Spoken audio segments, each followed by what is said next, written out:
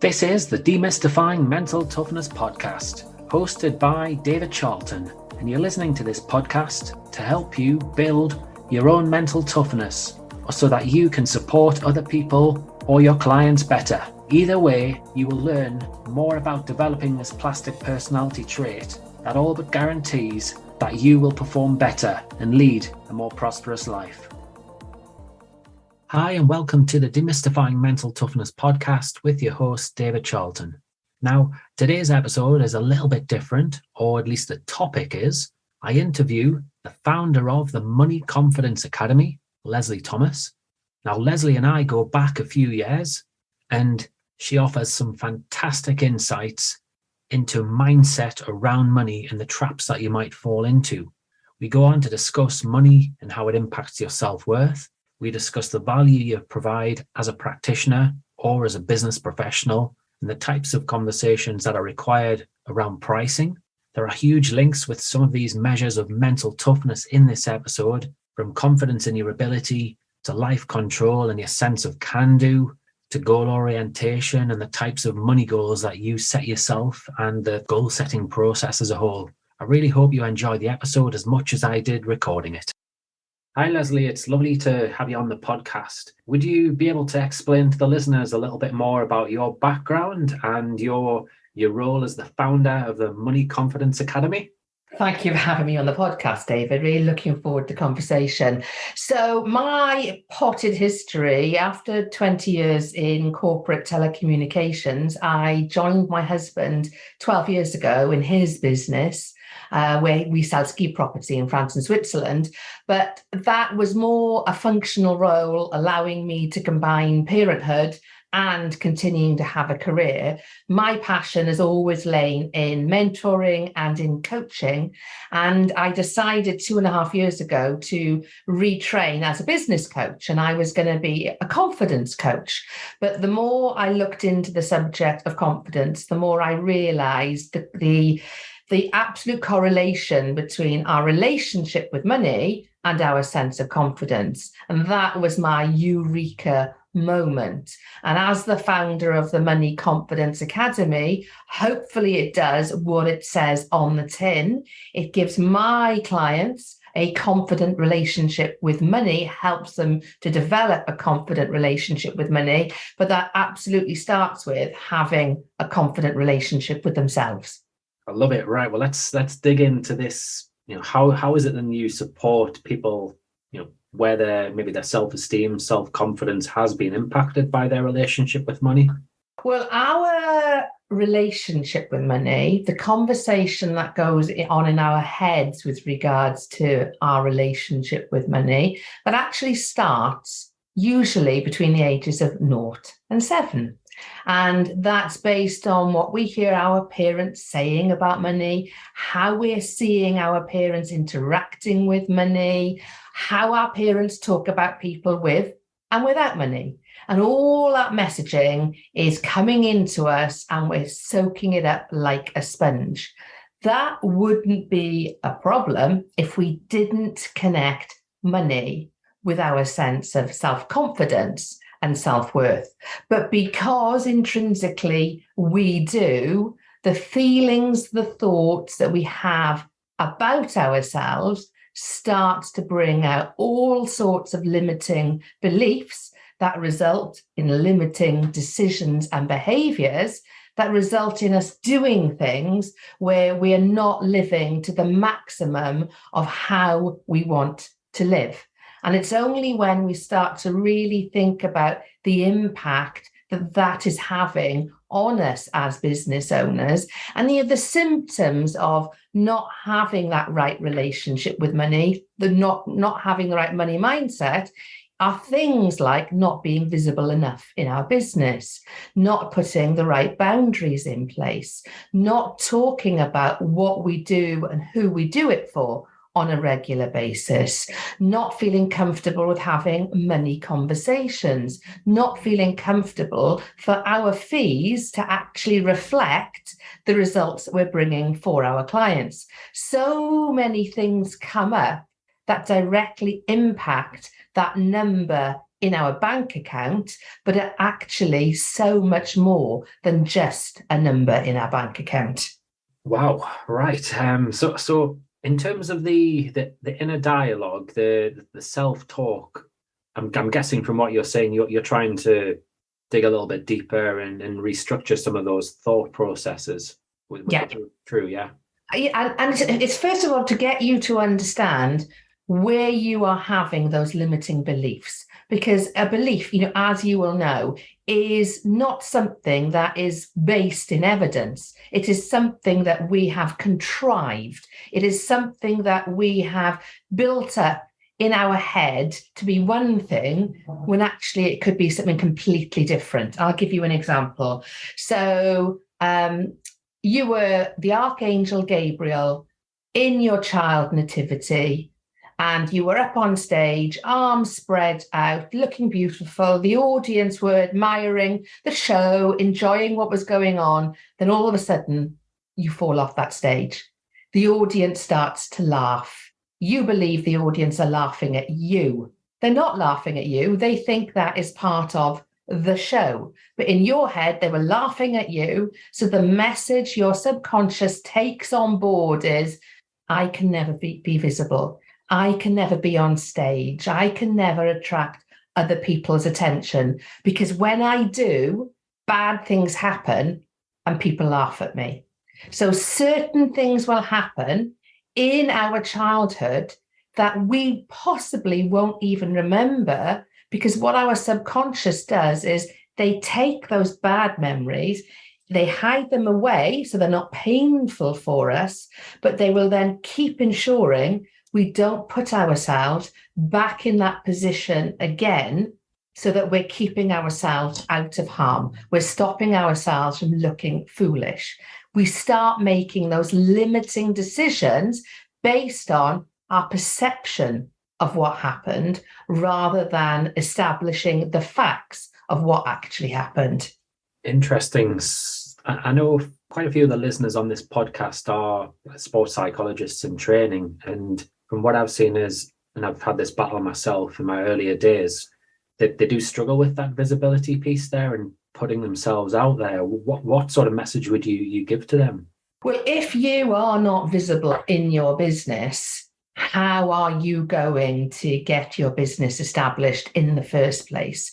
If we are not regularly out there informing our would-be clients what it is we do, the results we can bring for them, all we're doing is gifting our lack of visibility to our nearest competitor.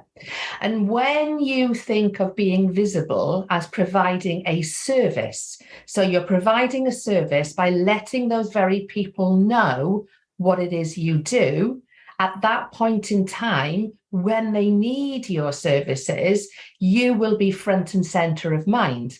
Oh, it's David. He was talking about how he could help me to improve my golf handicap. Got no idea why my handicap, has now been affected by X, Y, and Z. I'm now going to contact David. Whereas if you are not visible, or you're not visible regularly, and you suddenly develop an issue with your golf handicap or your performance on the football pitch, whatever it's going to be, but another sports psychologist is, guess what's going to happen? That person is going to go to the person who is front and center of mind. So we really need to get over ourselves in terms of thinking, I can't be visible. I went live yesterday. I showed up on social media twice last week. People will be sick of me. That's not the case. We have bad memories. We're focused on other things. So we need to ensure that we are front and center to be there at that very time the client then needs us. I think as well, the message you're getting out there is about consistency, isn't it? When it comes down to your content, whether it's using social media or podcasts or blogs. If you do one once in a while, then, as you say, there's so much noise out there. You're going to get lost. And Absolutely. Absolutely. And it's that, when it comes to our relationship with money, when it comes to our money mindset, as some people call it, it is recognizing that it is always, work in progress. It's important to recognize the symptoms that show up for you. It could be you're very, very comfortable being visible, but when you're visible, you're just not reminding people regularly enough how they can work with you. Well, if you're not reminding, if you're not putting out a call to action, you're just giving value, giving value, giving value. People might soak up all that value, but the person that then comes along after you've given the value and then says, reach out to me, connect with me via Instagram, or download, my freebie, or give me a call to discuss X, Y, and Z. They're not going to come to you because I had no idea how to reach you, what the services were that you were offering, because you're not putting out a regular call to action. That comes down to questioning your own self-worth, not having the self-confidence to say to people, this is what I do, this is the results I bring. Now let's have a conversation. Let's see how I can specifically help you. That is money mindset going on because you have not fully stepped in to that self-confidence to ensure that people are reaching out to you because you can help them. In terms of that level of self-confidence, so a measure of mental toughness is goal orientation. So essentially it's about setting goals. How would you, what type of goals and what would the goal setting process look like if you were supporting someone? As far as working out with my clients, the goal is never going to be a purely financial goal, because pure financial goals are not particularly motivating for most people. A lot of people will say it's not about the money. And I will say that, okay, it's not about the money. What is it about? Spending more time with my family, being able to go on regular holidays, being able to plan for a future, being able to pay for my children to go to private school. Yes, but you need money to be able to do all those things. So it's important that money is linked in, but money loves a purpose. So in all the goal setting I do with my clients, it really is to get to what are their values around money, what is their motivator around money, and what is going to get them doing those very things they initially feel uncomfortable doing, because actually they want that goal far more than they want to hang on to those feelings of discomfort. And when you realize that actually the goals you are setting for yourself are so emotively connected to who you are as a person and connected to the values that you have. So again, a key piece of the work I do is around helping clients to really understand what are your values and what are the order of your values? What is the most important reason for you running your own business? What is it that gets you out of bed in the morning? What is it that makes you keep doing those very things that you might not always love doing because the goal you have in mind is so important?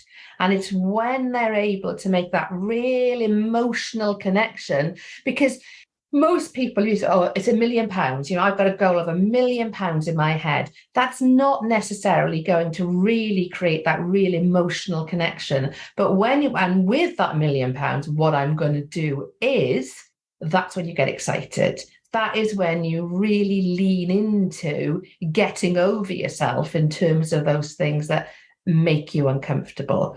And it'll vary from client to client. So there's no one size fits all when it comes to goal setting, but it isn't about a number. It's about money being an enabler and understanding what you want it to enable for you.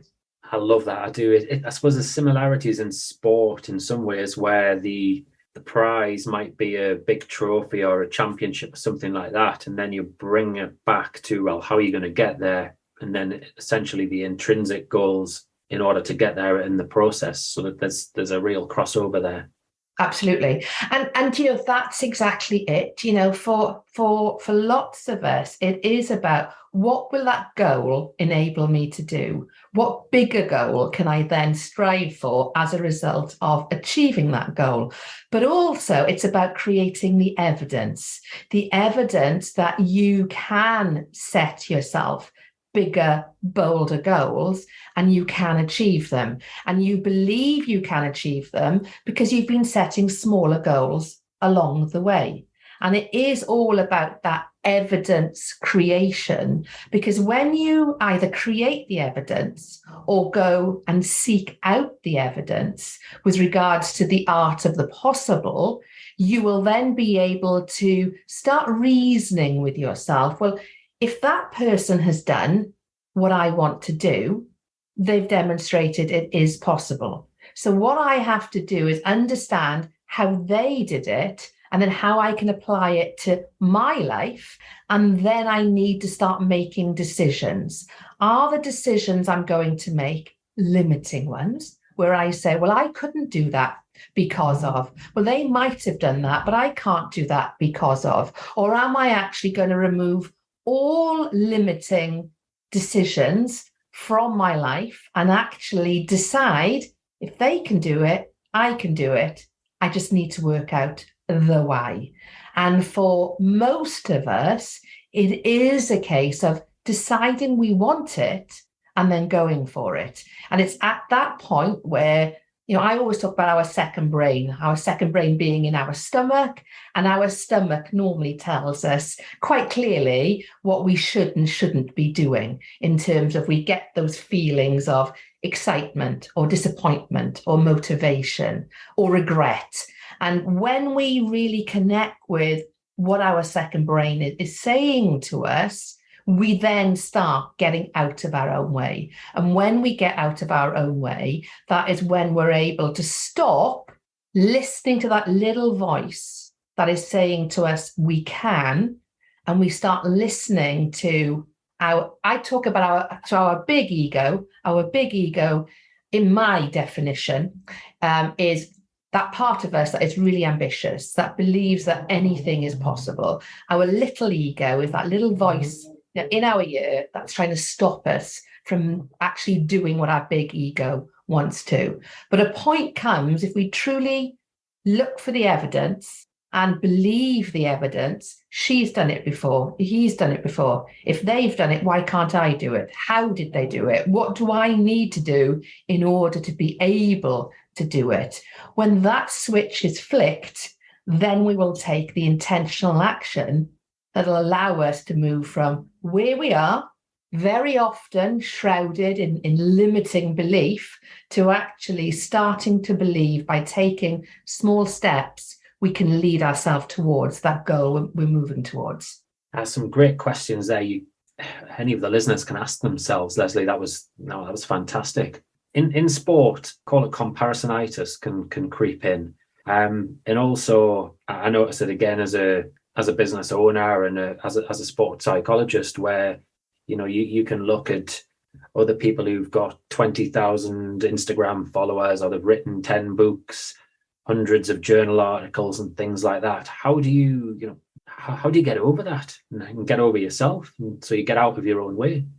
Oh, comparisonitis. I wish there had been some way of measuring people's level of comparisonitis 20, 25 years ago compared to now. Because, 20, 25 years ago, we didn't have the iPhones, we didn't have social media, we didn't have the easy way to go and look at other people and for us to then feel less than. As you said, the social media likes and who's winning what award and written what book, etc., etc.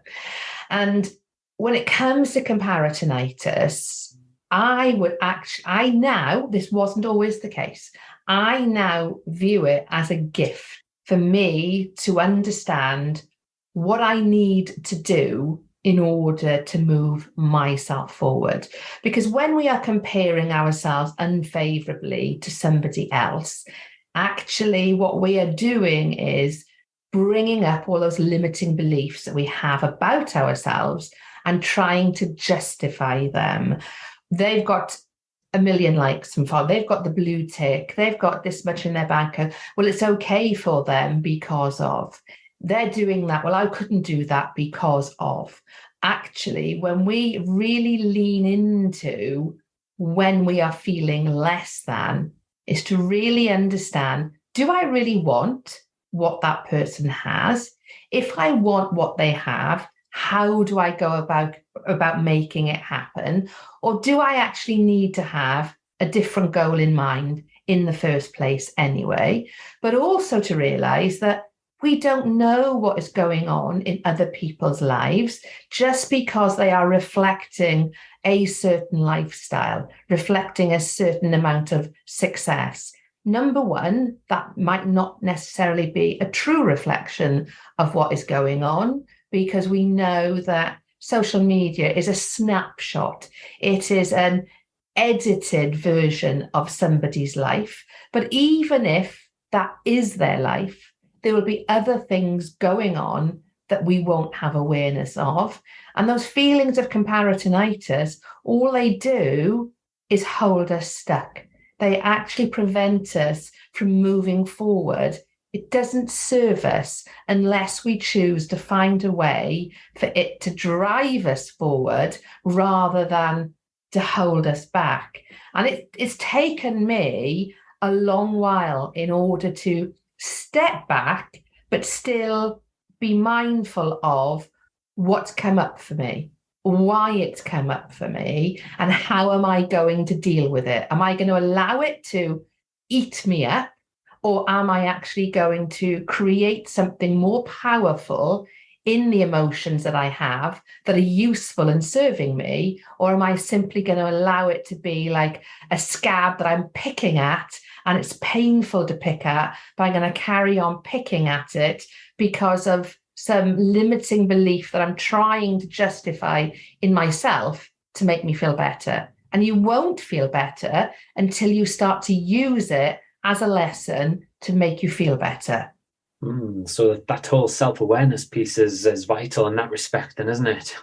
It's massive. It's massive. And the whole self-awareness piece does not come without, an element of discomfort and an element of pain. I don't think we can have self-awareness without there being a breakthrough. And that breakthrough only usually happens as a result of a trigger that sets off a series of emotions that we either choose to deal with or we bury and ignore until the next time.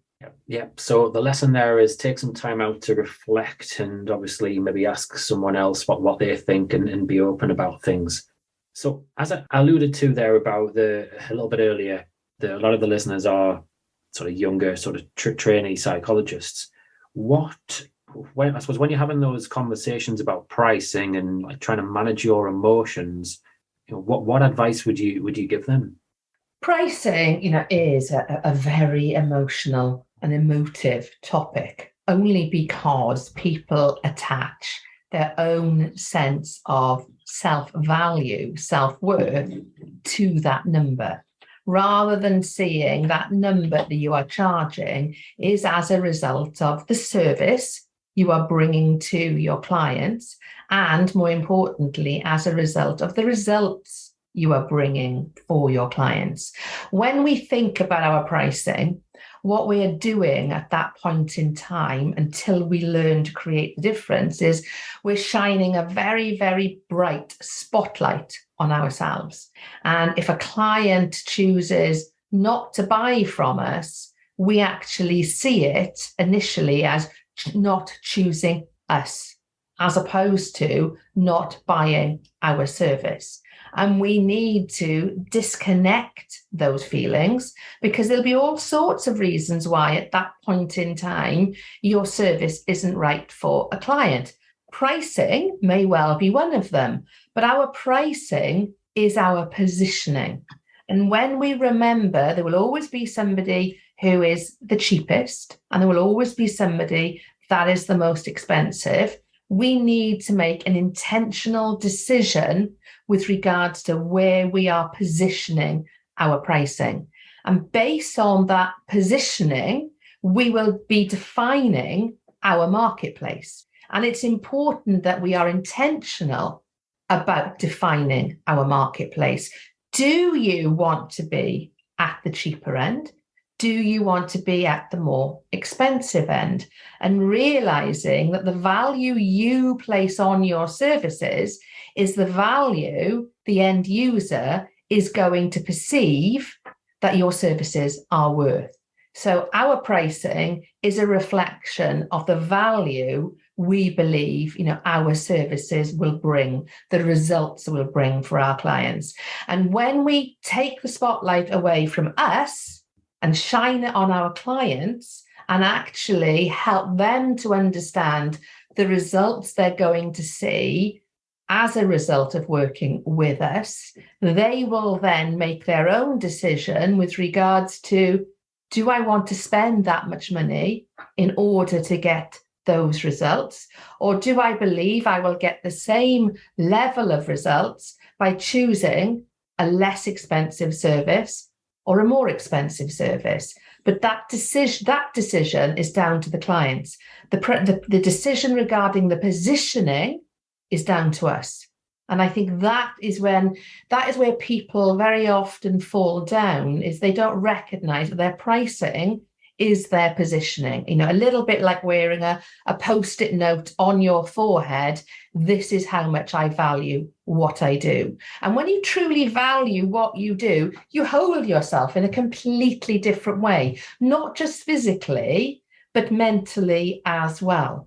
And the more people can see that you value what you do, they in turn will value what you do also. Ooh, yeah, it's such a big area, isn't it? By the sounds of it, we could probably have an entire podcast about pricing. I can certainly see where the self-worth links to value there, but in sports psychology, it's very difficult in some respects. I remember reading a LinkedIn post a few months ago, and this was from a Premier League football club who've got millions and billions in the bank, putting out a post which was basically saying, would a sports psychologist like to come in and present to us for free? And that type of message is often given to younger sports psychologists. You've got to do things for nothing. But yeah, you've clearly shown that maybe isn't not the correct approach. Can I give a really, really good example, of the whole pricing conversation? And this was the second episode I recorded of my podcast with a guest called Penny Power OBE. And Penny is, a hugely well-known entrepreneur and, a very well-respected public speaker. But in the earlier days of her public speaking career, and we're going back, I think, to around about 2015, 2016, British Airways came to her and said, we are putting together a workshop for our cabin crew to get them thinking about the possibility of setting up a sideline business, because they have a lot of time where they're off rota, and therefore it'll give them a little bit more structure to that time. Could you quote on what it would cost for you to deliver that workshop? And Penny went back to her husband and said, I've had this opportunity, what do you think I should price it at? And Thomas said, well, what do you think? She said, well, I'm kind of thinking round about £2,500. And Thomas said, well, if you think that is the price you should be charging, then, go for it. And then she spent some time mulling it over, thinking, well, how long is it going to take me to plan out the workshop? How long is it going to take me to travel there? How long am I going to be there for? What's the experience that I bring? Why am I the right person for this? She went back to Thomas and she said, I've been thinking about it. I'm actually going to add a zero to that quote. I'm going to charge 25,000. And again, Thomas said, do you think that is the right fee? And she said, well, I think I do. And if I get it, I get it. And if I don't, I don't. Lo and behold, she went back to them. She got the business. And the conversation she and I had was, do you think you would have won the business if you'd gone in at 2,500? She said, no, I don't think I would have, because BA had in their mind what the value of that workshop was and the ballpark of what they were prepared to pay. So we have to remember that if we undercharge for what we're doing, then our clients are not necessarily going to, or our would-be clients are not going to perceive that value. So it's really, really important to understand the results that you bring and believing in your positioning. And that needs to be intentional, not accidental. In some ways, you've given the message there that in my field, in sports psychology, every sports psychologist in some respects has got a duty to the entire field by charging a decent fee, essentially what we're all worth. Otherwise, the value of the field actually goes down as well. And that's, that's exactly it, and I have so many examples, from, over time I've been doing this where, hairdressing, is a great example. You can have a £10 haircut and you can have a haircut that is hundreds of pounds, sometimes thousands of pounds. Just like beauty is in the eye of the beholder, a value is also in the eye of the beholder. So decide on your audience and they will decide how beautiful you are and your pricing is, essentially. I love it. It's a nice way to finish. So yeah, Lesley, are you able to summarize what we've talked about and give 3 nice little takeaways for the listeners? Yeah, absolutely. Mindset is everything, and how we do one thing is how we do everything. But in particular, our relationship with money is reflective of our relationship with ourselves. So if our relationship with ourselves is not where it needs to be, then our relationship with money is never going to be where it needs to be. So where mindset goes, money grows would be number 1. Number 2, check your bank account daily. Check your bank account daily because your bank account provides all the information that you need with regards to what is going on in your business. What you do today will be reflected in your bank account in 90 days' time. If you don't like that number in your bank account today, think back to what you were doing or not doing 90 days ago.